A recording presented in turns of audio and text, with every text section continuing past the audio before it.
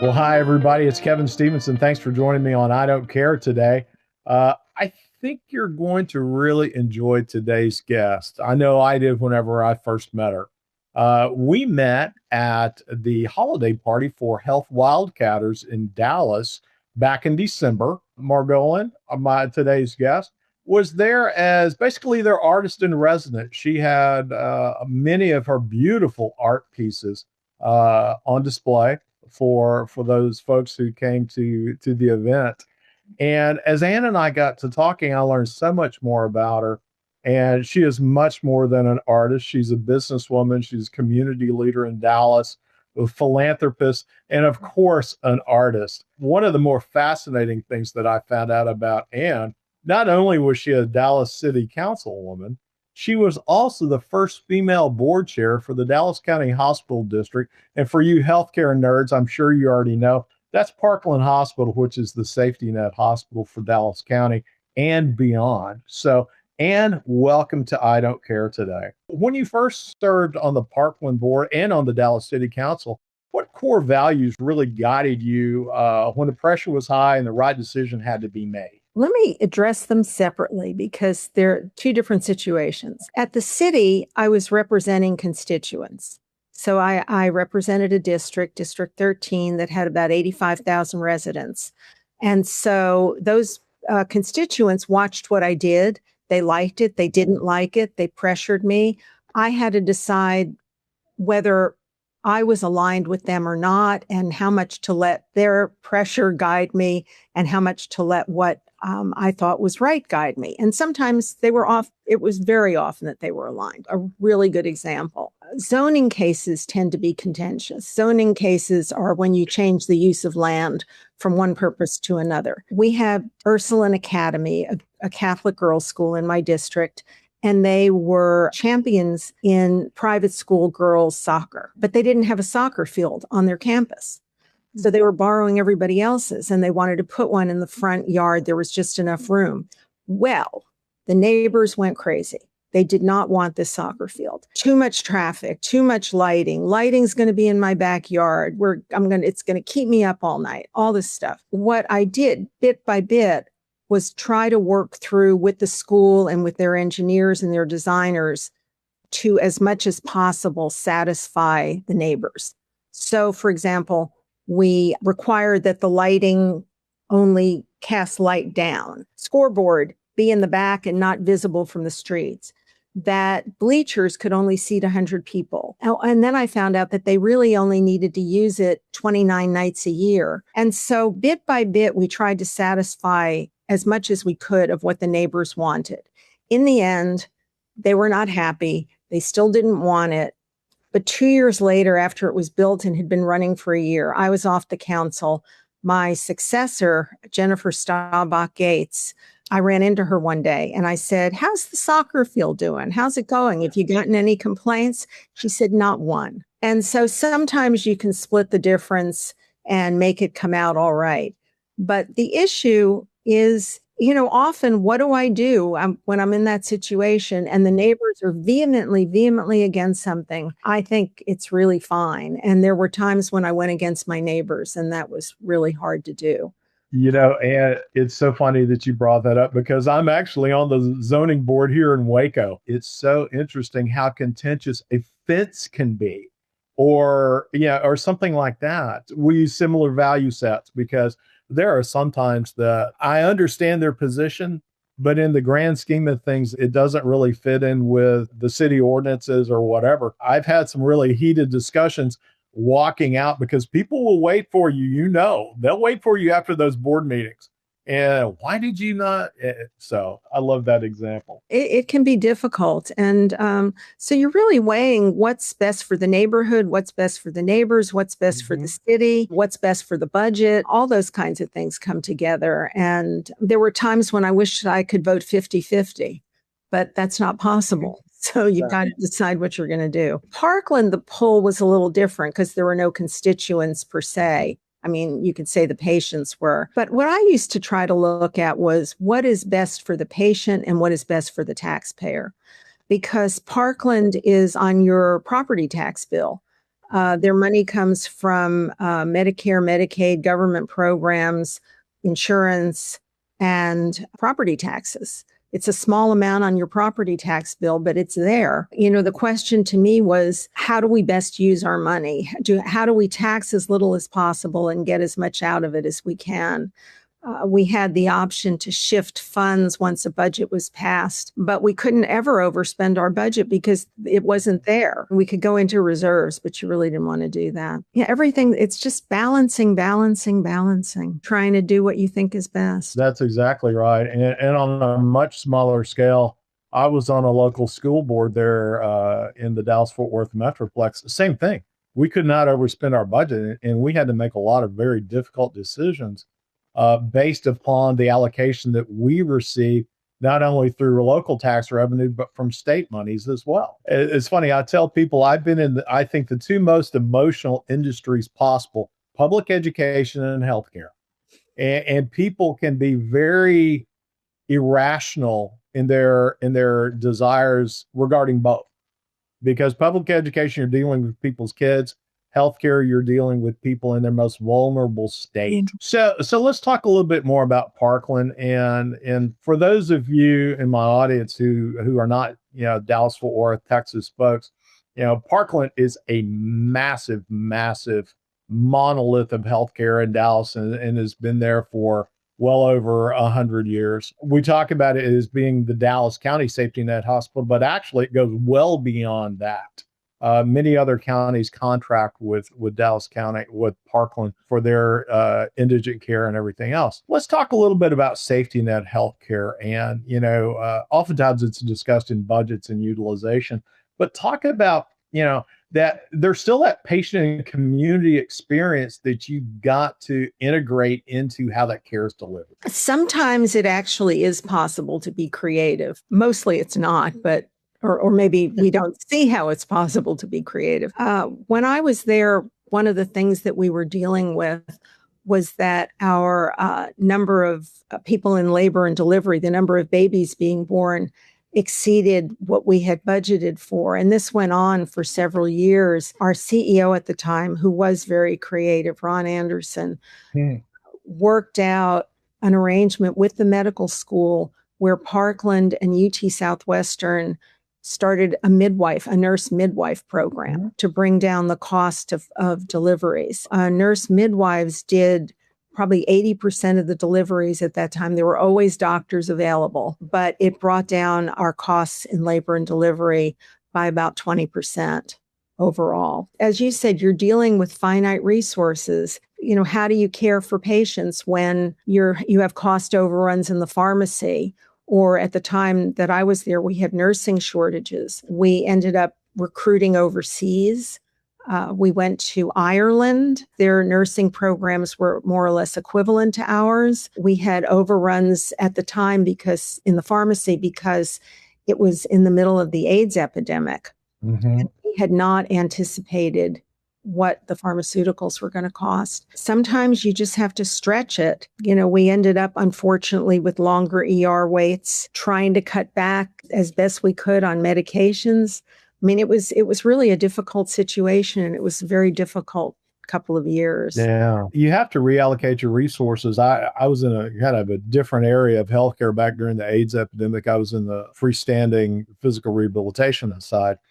But we did see that here recently with the pandemic, with COVID. We had to reallocate resources because we didn't know what was going to happen, sometimes hour to hour. People always would say, oh, as a hospital administrator during the pandemic, it's got to be incredibly stressful. And I said, okay, please don't take this wrong, but I've got to be honest with you. It's been kind of fun. And I meant fun in the global point of it being, we have to be so creative. We were doing things that 6 months before we would never have done because of regulations. It wasn't because it wasn't safe for patients, but you and I both know healthcare is one of the most regulated industries in our country. And so we were limited in what we were able to do. However, with those regulations being relaxed, we were able to, as I said, reallocate resources, do other things, just to make sure that we took care of patients, and we did, and people were safe.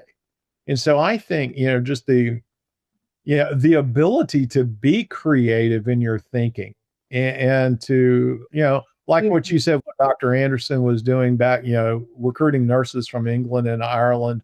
I know in the past we recruited from the Philippines. You know, you've got to think outside the box. Another thing that we did that really worked out well, although we hesitated for so long to do it, and that was we were having excessive utilization of the emergency room because people would come there because they had let their primary care, what should have been primary care issues, get out of hand. And so people with high blood pressure or other ailments would let it go and let it go and let it go and then turn up in the ER. And this went on for years. Once again, Dr. Anderson had been reading about something called community-oriented primary care clinics, COPC clinics. When you think of hospital clinics, you think of somebody shows up and they get seen by a doctor and, they'll get prescribed whatever. But this was much more involved because people had their own doctors. The model was that it was very much like someone who had private insurance. You were assigned a doctor. If you were a mom with a kid, your child got assigned a pediatrician. You made appointments. You came as scheduled. And the idea was not just to serve people, but to use it also to measure outcomes. Did blood pressure go down in these 2 zip codes? And it did. But at the beginning, our board was very afraid to implement this because we thought now people are going to flock to the clinics and we're not going to be able to afford it. In the end, it balanced out.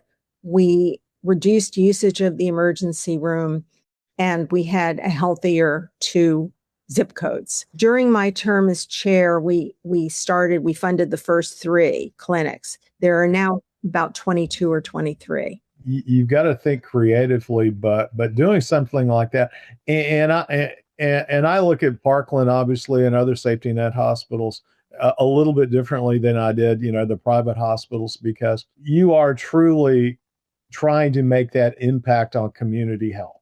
I mean, that was population health organizations were really the Parklands and the John Peter Smiths in Fort Worth and things like that. And so to be able to think creatively and do something like the community clinics, you really can make an impact. The people that Parkland tends to serve are looking for better health education. So to be able to bring that out in the community where it's more locally based, is certainly a wonderful solution to ER overcrowding that we all face. Let's move into, I don't want to discount your art by any means because it's beautiful, it's fascinating. Your transition from healthcare governance to city leadership to becoming an artist is really compelling. So what drew you towards art and how did your healthcare experience really shape that? I was always drawn toward art. I mean, I've always gone to museums and galleries and just admired and appreciated art. I'm not sure that my experience with healthcare or city governance really fed into it. I think I just had this need for a creative outlet, and because other than stress relief, I'm sure. Well, yeah, I would say I was ready for a change. It wasn't really so much a change because it's not like I've changed 100% and now I'm a full-time artist. I'm a part-time artist and I'm still very involved in things in the community. But I did want to sort of feed what felt like a need for my creative outlet. So I took up painting and took lessons and private lessons and group lessons and just started doing it. It has been very satisfying. It's interesting too because maybe I'm getting out ahead on another topic, but it's related. The flip side of that I see is what an impact art has on healthcare and art has on the community. I think art is healing. And art, whether consciously or unconsciously, makes people feel better. to Hmm. be around it. When I was on the city council, I chaired the Arts, Culture, and Libraries Committee. The commitments that we made as a city was that when we spent bond money on buildings and building renovations, that we spent 1.5% on art, public art. If we built or renovated a rec center, there's either art in the rec center, there may be a statue of some kind in front of the rec center, libraries, all of our public buildings now, as they come online, Hmm. have art. Also at UT Southwestern, their hospitals are full of art. I don't know if you've ever had occasion to go into them. I have. Clemens Hospital, the thing that I love about what they do there is that their art is almost exclusively, or maybe entirely exclusively, Texas artists. Hmm. So they're supporting local artists, which I Sure. think is really wonderful. There is a philanthropist who's deceased, Margaret McDermott, approached to make a major contribution to Clemens and back further many years earlier to Zale Lipsche Hospital. Her response was, I'll give you money for art, because nobody else was going to do that. She did it, and it's made a big difference. Yeah, I know. I know. For us at my previous hospital, we spent a lot of time, obviously, on patient experience, and one of those things is, the healing environment. And as you said, art is such a major part of it. Yeah, when people come into a hospital, as I said earlier, it's the worst day of their lives. Either for themselves or their loved ones or whatever. And so trying to do something to make it as calm as possible. And art allows people to immerse themselves into that for a period of time to allow them to at least get away from the chaos of that time for just a little while. Previously, at one of my hospitals about 20 years ago, we were building what we call the Healthy Living Center, and we spent a lot of time on the aesthetics. Not only art, but we were creating water features, created a healing music for that space. And it made such a huge difference for the patients because it just basically, the art, the healing, the environment just calmed them down and allowed them to become more focused on themselves and their own healing journey. I didn't know about healing music. That's wonderful. Yeah, it was really fascinating. I got to work with the composer on that, and this was a hospital in Nebraska. It was kind of interesting. Our area was in the migratory pattern of the sandhill crane. There is a very distinctive call that the sandhill crane does.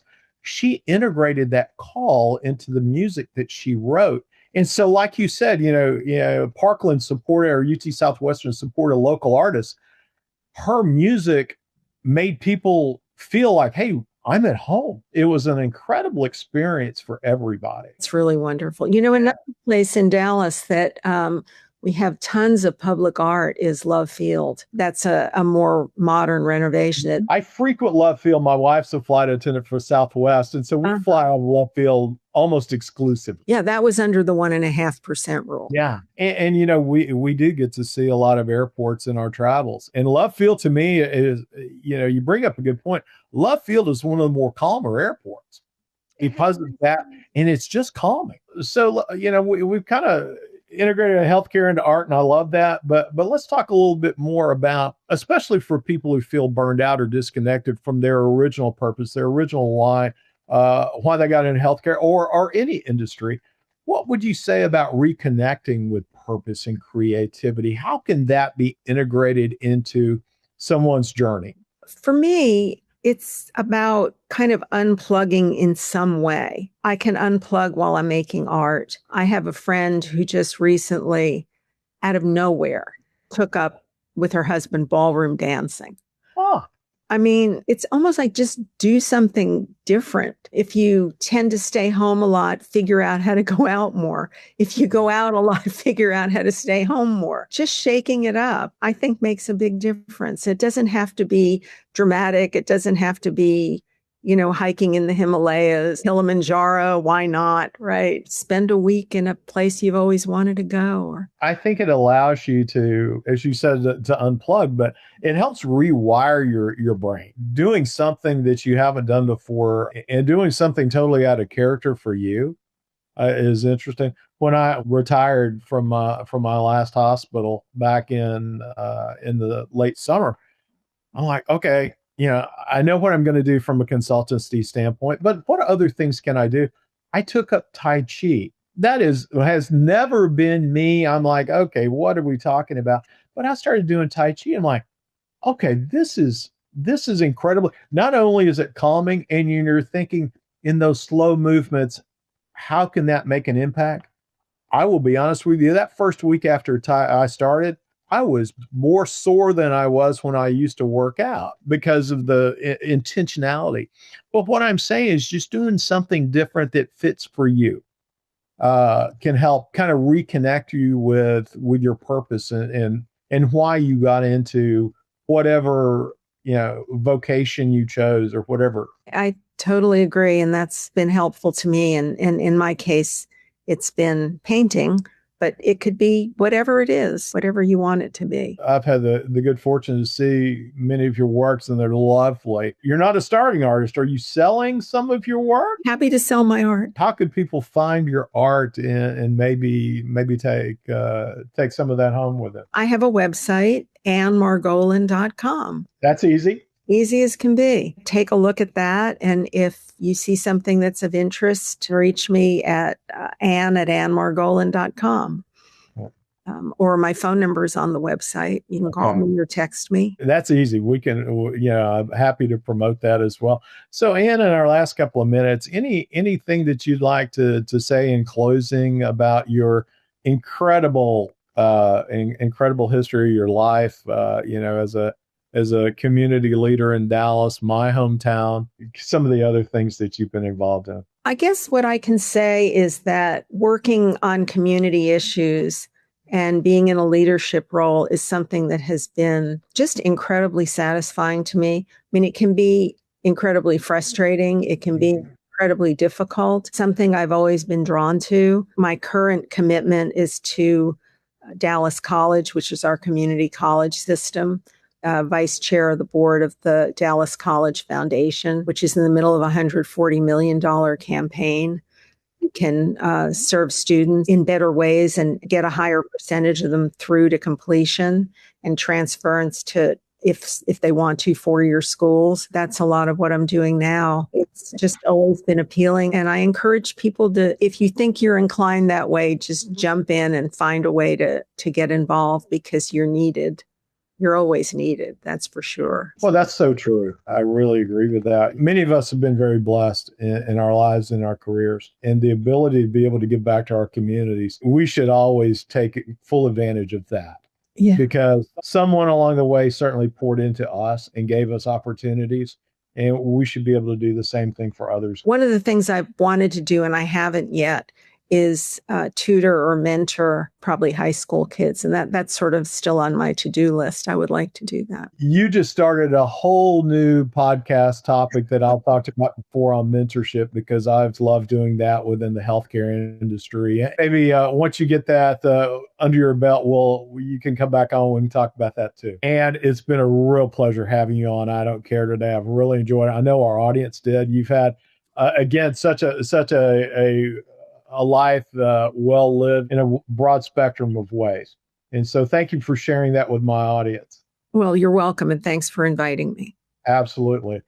Well, folks, once again, we wrapped up another episode of I Don't Care with me, Dr. Kevin Stevenson. I thank you so much for joining me, and we will see you again next time. Take care.